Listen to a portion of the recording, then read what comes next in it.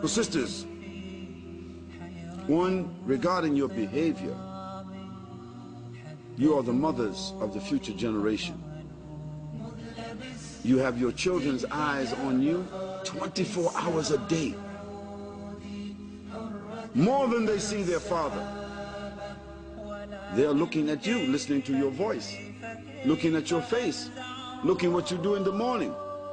If you don't pray, do you think your children will pray? If you are cursing and complaining, what do you think your children will do? If you are watching television all day, what do you think your children will be raised up thinking? If you are always demanding, give me this, give me that, why don't you this, why don't you that, what do you think your daughters will do when they grow up? If you are uncovering yourself, disrespecting yourself, showing your aura outside to the people. And what is the aura of the Muslim woman? The nakedness of the Muslim woman. What is her aura? Her entire body. All of the woman is aura. But specifically, she has the right to show what Allah subhanahu wa ta'ala said, مَا ظَهْرَ مِنْ, what ordinarily appears thereof. And there's a just small disagreement among the ulama about what may ordinarily appear. What may ordinarily appear? Her face and her hands. Some ulama said face and hands, not even the feet. The face and the hands. And some ulama, they said no, not even the face. And the majority of them, they said that, not even the face. Because they said the face itself is a place of her beauty. So if the Muslim lady has the ability and the courage and the commitment to even cover her face, MashaAllah, she is also doing herself a favor. And she's also doing the Muslims a favor, because she removes another level of the fitna. But minimally, she must cover her entire body except for her hands and her face. And some of the ulama even went further and said, if she will cover her hands, this even will still be better, because the gloved hand will distinguish her from the open hand of the man. So we cannot say every sister must absolutely cover her face and wear the gloves on her hands. We cannot say that. We say those who do it, it's mustahaba. It's good for her. It's a blessing for her. But we don't force the sisters to do that, especially in the kuffar country, where maybe they will feel constrained to even go out, and they will develop a psychosis for themselves. We don't force the sisters to do that and make them create a psychosis. No, but you Muslim sisters should minimally cover your entire body, except for your face and hands, minimally. And covering the body doesn't mean wearing jeans and wearing a scarf on your head. No, this is not the body, because there are conditions of the clothing. The clothing should not reveal the shape of any part of you.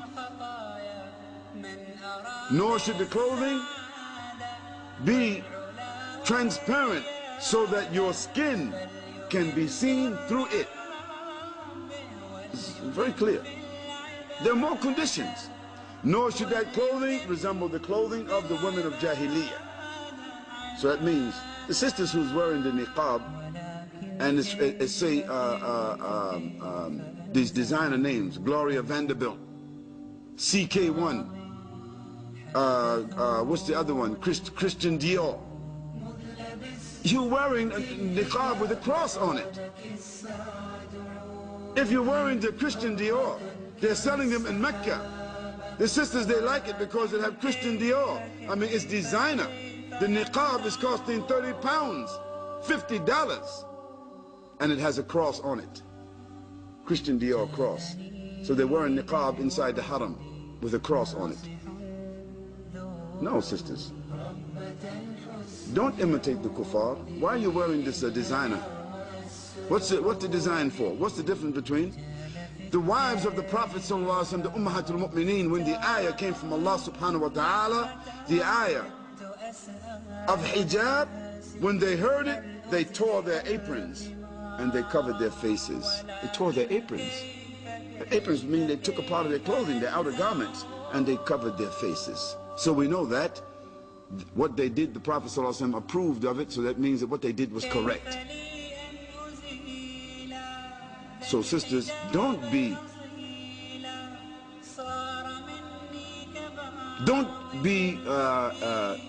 expend money unnecessarily, and don't imitate the kuffar. Secondly, do not imitate the men. Allah, He cursed the women who imitate the men, and He cursed the men that imitate the women. And also, the sisters is wearing hijab, but they are plucking the eyebrows and designing the eyebrows. This is haram.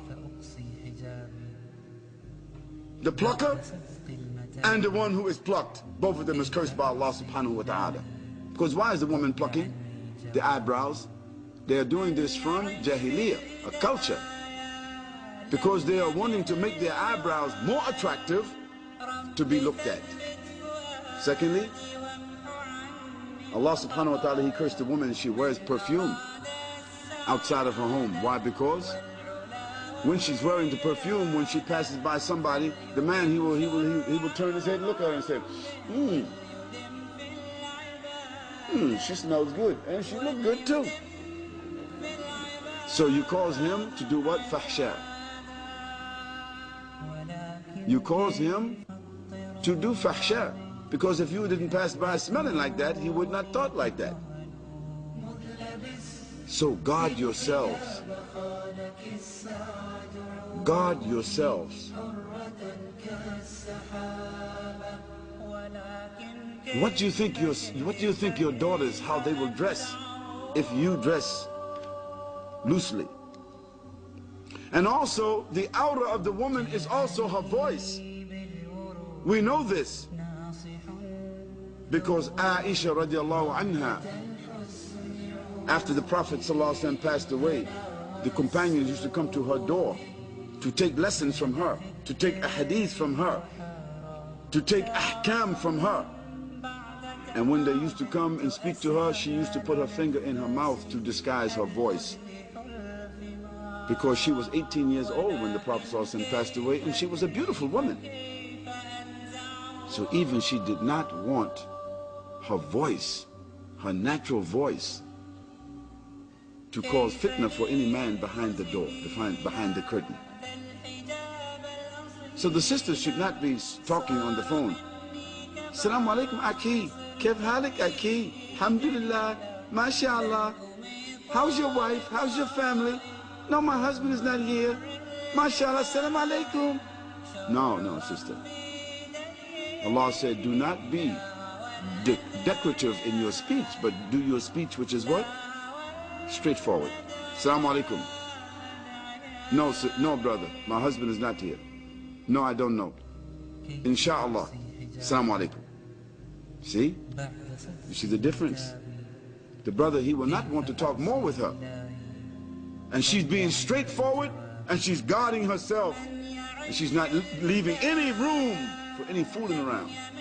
This is the kind of sister who is guarding herself, guarding her husband, guarding her morals. Because she's doing what? She's controlling even her speech.